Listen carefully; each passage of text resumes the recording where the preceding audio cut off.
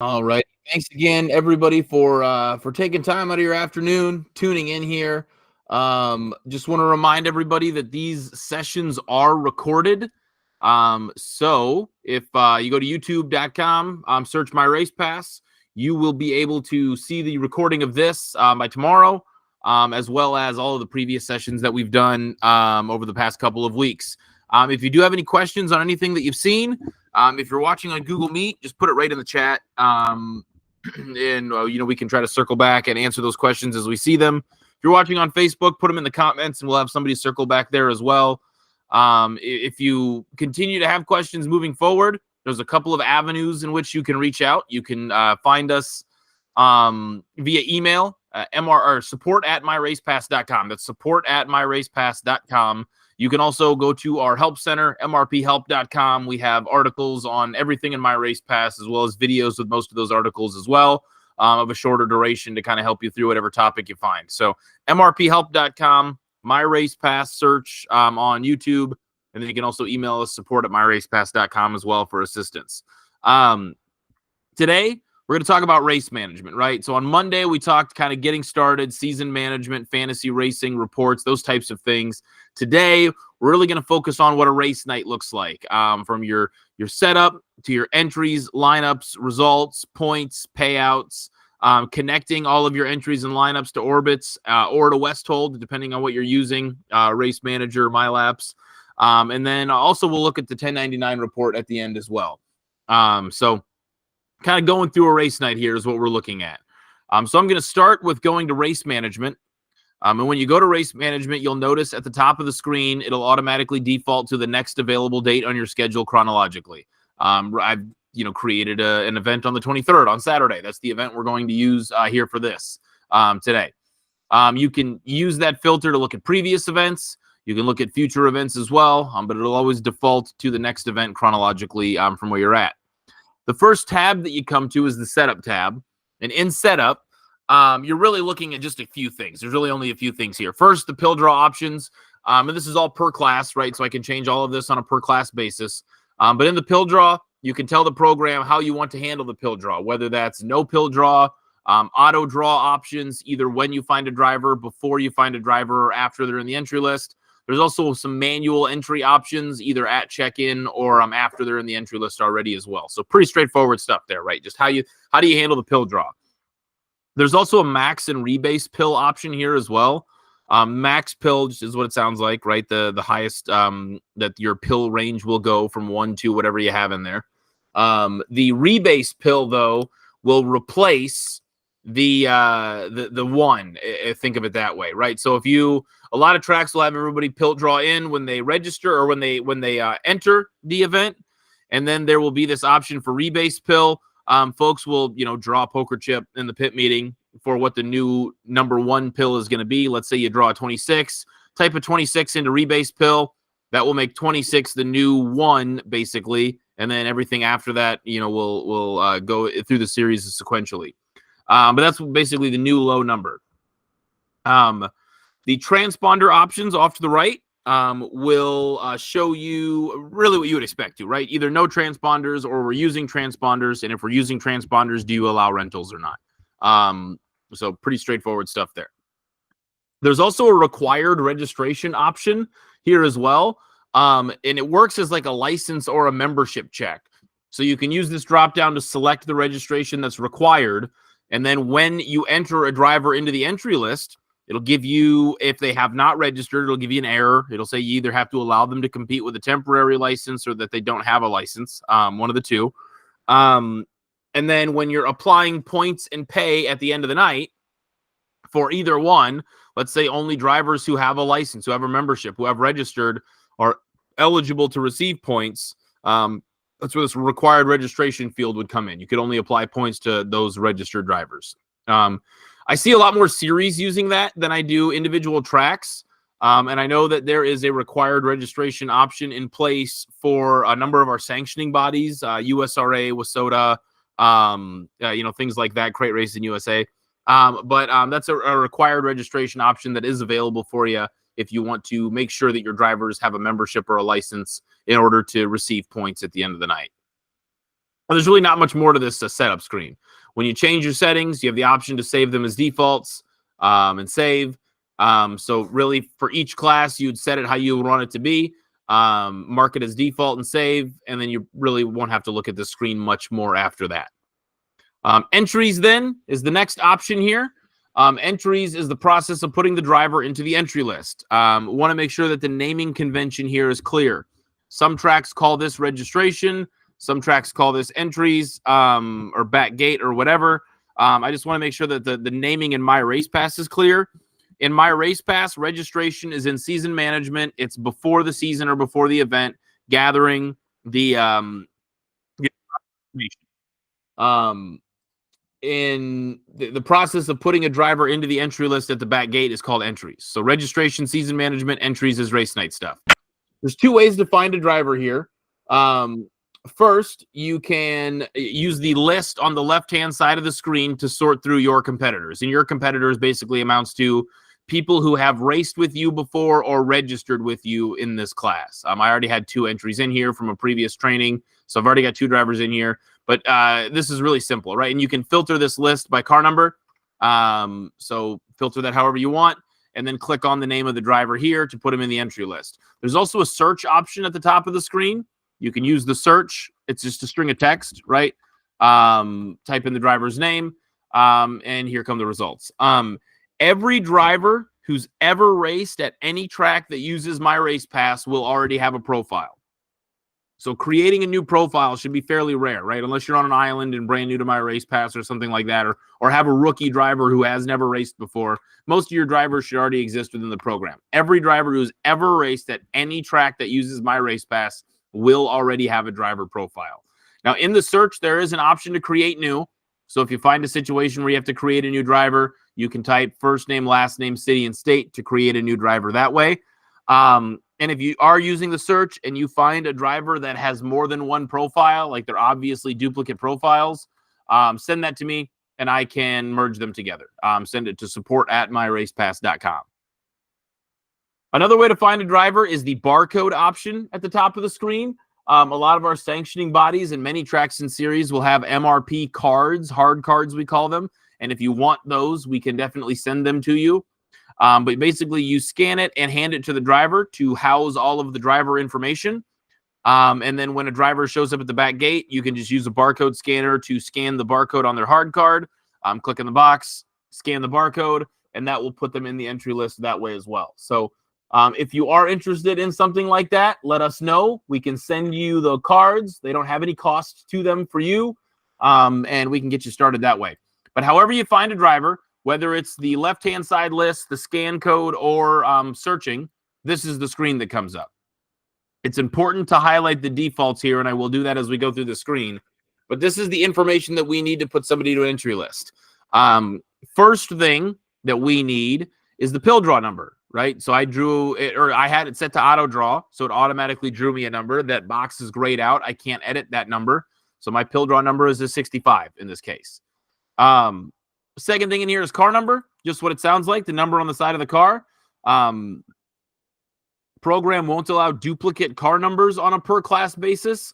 So if I go in here as 23, somebody else shows up and says they're number 23, you'd have to put like an X or an initial or something like that behind it in order to have that driver with the same number in the list. Can't have duplicate car numbers.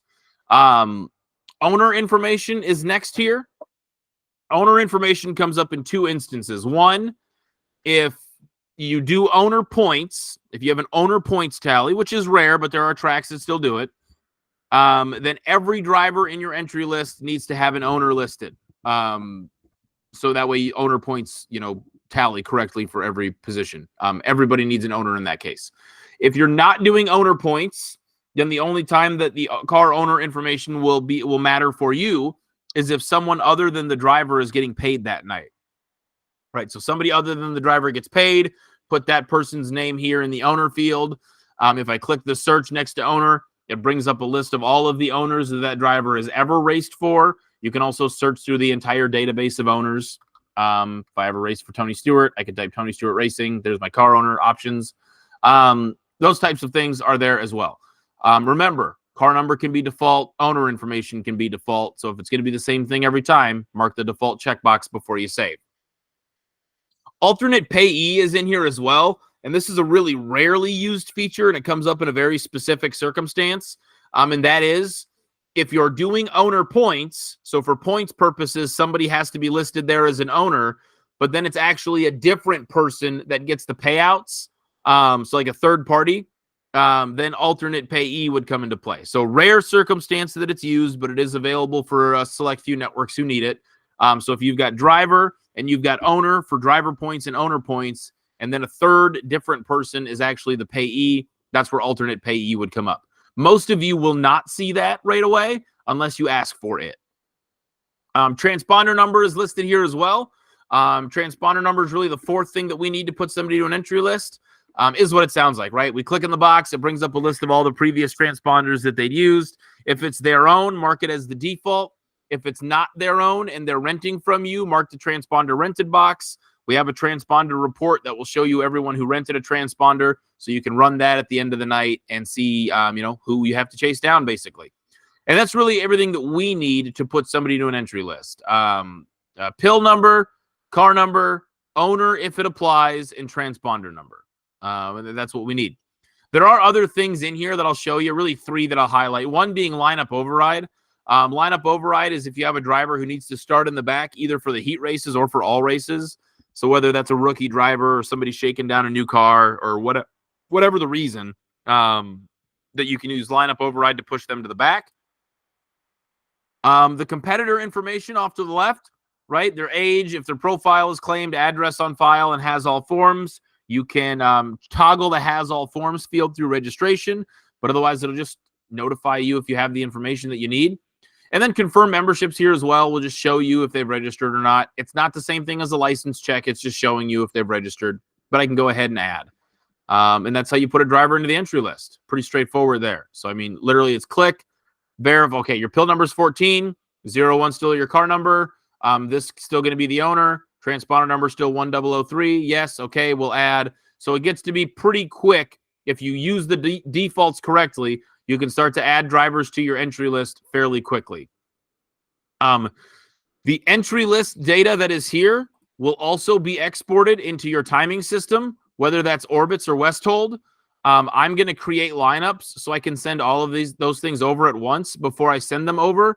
But we'll create basically two lineups. The first lineup we'll send to Orbitz. The next one we'll send to Westhold, so you can see how those things work in either timing system that you have. But this is the entry process. Now I've got 10 drivers in the entry list. I'll jump to the races tab next. Races is the start of your format information for the night, right? What types of races that you're going to run. Two things you can do here. One, you can copy from previous. So if I look at 318, one qualifying, two heats, and an A feature, if I know that I'm going to run that format, I can just click on it. It'll bring the format information over. Otherwise, you can add races from scratch as well, which is what I'll do here. I'm basically just going to run one heat race and one feature. We're not going to go through any specific formats here, but I'll say I've got a 10-lap heat, a 20-lap feature, and we'll add. If qualifying is part of your format and you add a qualifying race type, don't put anything in the laps field. You don't want your timing system to automatically checkered flag the race prior to all of the cars qualifying. So don't put anything in the laps field there. But otherwise, in this screen, once you've added your races, you can change your race names. So if you need to call it a last chance showdown instead of a B main, if you need to call it time trials instead of qualifying, whatever, you can do that. You can also add race sponsors here. So the sponsor field exists. You can have, Bob's Garage Heat 1, My Race Pass A feature, whatever you need to do that way. And then the other thing on this screen, and this is probably the most commonly missed thing for a first night track, is the race configuration area. You're basically telling the program how many cars transfer from one race type to the next. So for me, I'm going to transfer them all from the A feature or from the heat race to the A feature. If you had enough cars, you could take 5 per heat. If you're doing a passing points format, you would then transfer from group instead of per race, and you would take 18 or 20 or however many total cars are going directly to the A feature.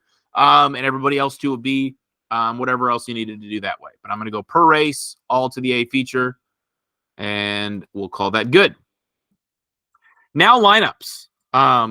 There are a ton of way to do lineups in my race pass. So I'll press calculate lineups. You'll kind of see this by example. When I go to see all of the lineups, there are nearly 100 lineup options that we have available. So the best route to take here is to use the settings wheel up here to go in and favorite the lineups that you're going to use. And I'll just say tonight's going to be an IMCA draw redraw night. So we'll just use those lineups, but favorite the lineups that you're going to use. And then that way they show up in my lineups and you don't have to scroll through the full list to find the lineups that you're going to use on a season. So like I said, tonight I'll just do IMCA draw redraw. Opening night for heats, IMCA. That's what we do for a draw redraw night. Click that button and calculate. For every lineup option that you do, there's going to be a how was this calculated link at the top of the screen. For this, it's very simple, right? We're lining them up by pill draw because it's a draw redraw. But for passing point lineups or point average lineups or different things like that, it can be nice to have access to all of the information that you need that is dedicated to that lineup. So like if I, for instance, go to calculate lineups, and instead of pill draw IMCA, we'll do point average for the IMCA tracks and classes. I can calculate. And now I can use how was this calculated to see everybody's point average. Now we're lined up by point average, right? So that can be valuable and handy there for you. So now, how do we get this information, my entries and my lineups, from my race pass and into my timing system? I'm going to start with orbits. I'll show you orbits first. When we're done with the heat race and we come back and we calculate our A feature, then I will show you Westhold. So if you're a Westhold track, you can kind of tune this out for the next 2 to 3 minutes here. If you're an orbits track, this is for you. We use a program called MRP Live to connect them. So MRP Live, the tab is up here. There's a download application link in the MRP Live tab. Download and install MRP Live on the same machine that Orbits is running on. You can calculate your lineups and import your results and do your entries, and from anywhere that you have internet, any machine, doesn't matter. But this works best when you have MRP Live on the same machine Orbits is on. So I'll open Orbits here, and in the distribution tab of Orbits, you're going to see an IP address and a port number. IP, port. Put the IP address in the left-hand field, the port number in the right. The port number is basically always 50,000. That very rarely changes. Pretty much is always going to be 50,000. Make sure you select Orbits. That's all you need to do to connect to Orbits. The only thing that's left is the connection code. Every event in my race pass will generate its own specific and unique connection code. So we'll copy that code and paste it into the MRP Live code box and then connect. So IP address, if you're using the same computer every week, unless your internet service provider is really doing some weird stuff, that'll never change. Port number, never change. It'll always be 50,000. So when you connect the first time, you'll be able to put those in. And then it's just a matter of connection code and connect. And we're good. Once we're connected, who's ever doing the lineups will be able to just tell the person running Orbits, hey, you've got good lineups. When we've got good lineups, I can come to Orbits. I can press Get Lineups. And now when I go to Orbits, I can just import them. So first, let me delete the last time I did a test race here. There we go. Perfect. So I've got a brand new race, nothing in there, no groups, no runs, no races, anything. But I pressed Get Lineups in MRP Live. So that means that I can come to Orbits and I can import them. So instead of going through your competitor database or adding anything from scratch, we're just going to import the groups and then import the runs. The groups are the classes. So all the classes that you have that are part of the event that have entries, I only have entries in one class. You would obviously have, multiple. But any classes that you run, all of the entry data is here now, right? From the number to the name to the class to the transponder, all that kind of stuff is there, right?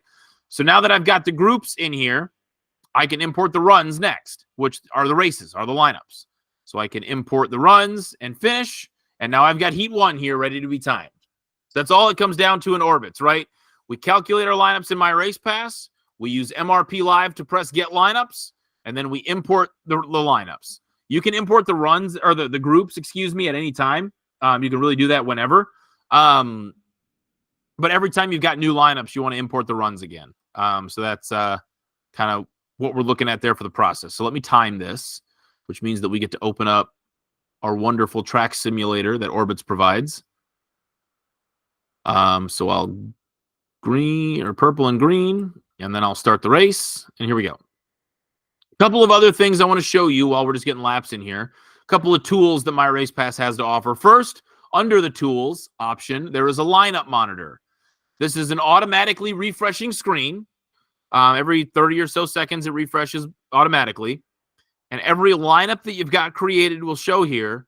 But as soon as you save as results, they'll fall off of the screen. So what that amounts to is that if somewhere you have somewhere at your facility that you want to display all of the lineups all the time, you can set this screen up, connect it at the beginning of the night, and never look at it again until you take it down at the end, because only your upcoming lineups will show in this screen. We also have a lap viewer option. The lap viewer is just the live timing screens that show in the app, but in a desktop. Put this in front of your announcer. You'll be able to see the running order and the best lap and the positions gained and the average lap time, including the average over the last 3, so you can see who's moving forwards and backwards. Lap leaders, all of those types of things are in here. Put that in front of your announcer. Make him sound like a better announcer on your broadcasts. But I'll call that a race. Get one more last lap in here. And there we go. So our race is done. Now in orbits, and nothing about orbits changes here. So I'll checkered flag the race, and then I'll stop the race. And now my heat 1 is done, right? I'm completed. So now when we come back to my race pass, when we go to results, instead of manually clicking on the driver to set the results over here manually, I can just import all of them at once. There's my heat 1. There's my results. I can still mark my DNF, DNS, DQ, or black flag. Excuse me. NPP stands for no passing points. So you can do that as well. If you want to award a driver finishing points for where they finished, but not passing points for who they passed, if you're lining them up like that. But either way, save is completed. Now my heat is done. I'm ready to go. So let me now disconnect MRP Live and close everything in orbits so that when we calculate our A feature, we can connect through Race Manager, and you can see both of those. So let me open Race Manager here, and we'll start with calculating our A main lineup, right? So I've got lineups, and again, I can do, if this is an IMCA show that we're looking at, we can either do it by point average or we can do it draw-redraw format for opening night. I'll choose draw-redraw format, calculate. There are my cars who made the redraw. I'll auto redraw them here. You can also manually type a number if they're drawn on the front stretch or something. Either way, save. There, I've got my lineup ready to go for my A feature. All set there. So now that I've got an A feature lineup, let's connect via Race Manager. First, again, I have to delete the last demo race I did in Race Manager. So we're starting from a blank slate here. To connect the two, we'll start in the Setup tab. And in Setup, we're looking for, again, it's the exact same process. They're just located in different places. IP address and port number. Under Network Broadcast Control, you'll find IP address. That's your IP address. Your port number is here. It's 50,000. No, it's always 50,000. It doesn't change. So when you're connecting Race Manager, you're looking for the same data, right? IP address, port number of 50,000, select Race Manager. And then again, it's just a matter of going to MRP Live, copying the connection code, pasting it into the box, and connecting. So the connection process is very similar. But now that I'm connected, what am I doing here? Try this over again. Maybe I typed in an IP wrong.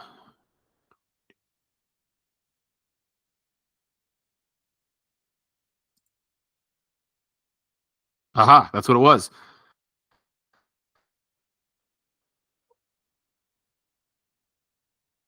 You definitely don't want to open Orbits and Race Manager on the same computer, or you'll run into this loop of things here that's going on. So let's try that again. There we go. So I got Race Manager connected, MRP Live connected. It's the same process in MRP Live. I'm going to press the Get Lineups button once I've got new lineups. And then in the Assign tab, I've now got a competitors list and an A feature one ready to time. So regardless of what you're using, whether it's Race Manager or Orbits, you're going to find that the process is basically the same. And it's going to be the same every race night, right? The entries is the most important thing. We have to have the right driver with the right car number, with the right transponder number. That has to be correct. After that, you're just calculating the lineups, sending them to your live timing system, scoring the race over and over and over again until the race is done, until your event is done. So let me select A feature one and time that. and we will have ourselves a fake race. You'll notice that in my lineup monitor screen, my heat race is gone and my A feature is there, right? We saved a heat race as completed, so it fell off of the screen. We calculated an A feature lineup, so it's on this screen. So that's working well. Again, we've got live timing up and going here for my feature, so that's going well also. Let me give them another lap here. Checkered flag and stop. Nothing about that changes for you. So once we have checkered flagged and stopped the race, again, I'll come back to the results screen in my race pass. In results, I'll click the link at the top of the screen for the race to import. There is my import. Saved is completed, and we are done. That is all that we need to do here. So that's a race night, right? Again, most important thing is entries. You put in your race format, and then it's just calculate lineup, save results. Calculate lineup, save results until your event is completed. The last step to a race night that I'll talk to you about next is points and pay. So when I go to points and pay, I can start to add a points and pay scheme at the end of my night to calculate, my purse payouts and tabulate points. Up in settings in the upper right, there is a points and pay schemes area where you can put in your championship point structure and your payout structures that you want to use. I have a lot of them. You obviously won't have near as many. There are a number of global schemes that are available. For instance, IMCA has their global schemes out there. USRA does, Crate Racing USA does, WISSOTA does, PowerEye does, the NASCAR weekly points are out there. The ASCS's point scheme is out there. All of those things are out there and available and ready for you to use. So you can create from scratch. You can use a global one. The formatting of the payout schemes is identical to the point schemes. It's just in dollar amounts instead of points. So you can add your payout structures in here.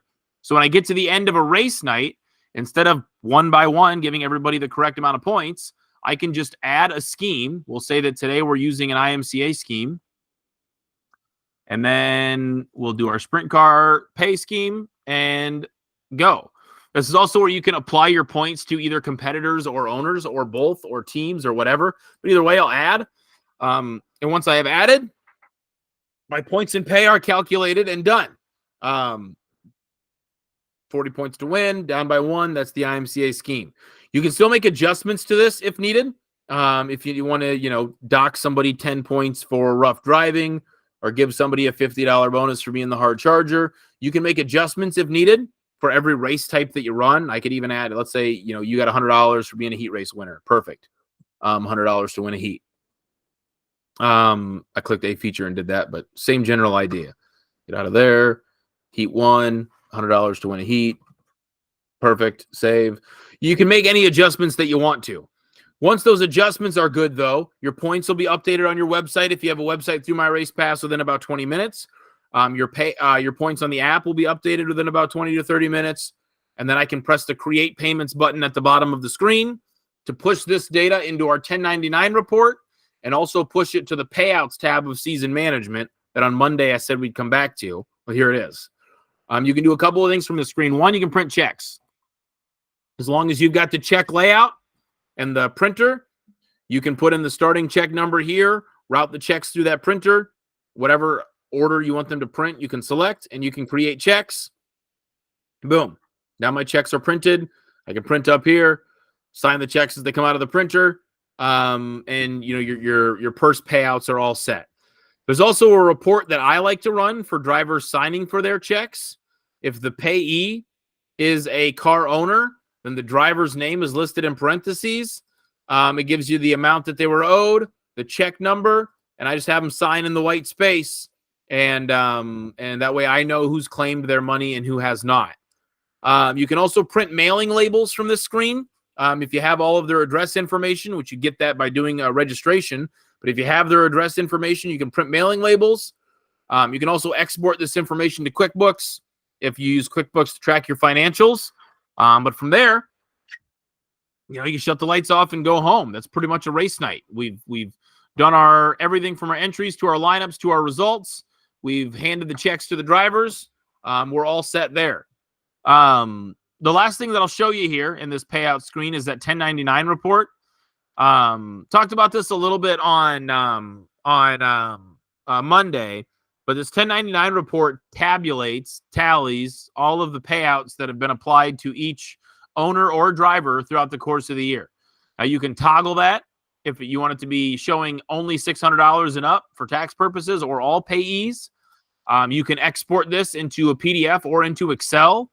I have got a Help Center article out there on mrphelp.com for 1099 reports where I have shown how to export this into Excel, take that Excel sheet, and put these Social Security numbers along with it that you would have stored elsewhere, and upload that into a tax software called W2Mate to allow you to print or to send to a tax office all the W-2s that you need out there as well, or 1099s or whatever else. So, yeah, it took about 9 minutes to do. When you really sit down and work at it and put it together, it took me about 9 minutes. Of course, I had a smaller number of payees than you guys might have, but it took me about 9 minutes to get all the data into W2Mate. So, yeah, that's basically a race night. There's not much more to it than that. If you've got questions on this, check out our Help Center. Go to mrphelp.com, find our Help Center, and you can view all of the articles there. You can email us, support@myracepass.com at any time. This recording also is going on YouTube. It's also on Facebook Live, and it'll be viewable in both places for as long as needed, and all of those types of things. So thank you again for taking time out of your afternoon. We appreciate you doing so. I'm going to do the same exact session tonight. And then on Friday, we'll come back and talk about tickets and reserve ticket maps and websites and news articles and those types of things. But until then, thanks again for tuning in. Thanks for being a member of Team MRP, and we'll talk to you later.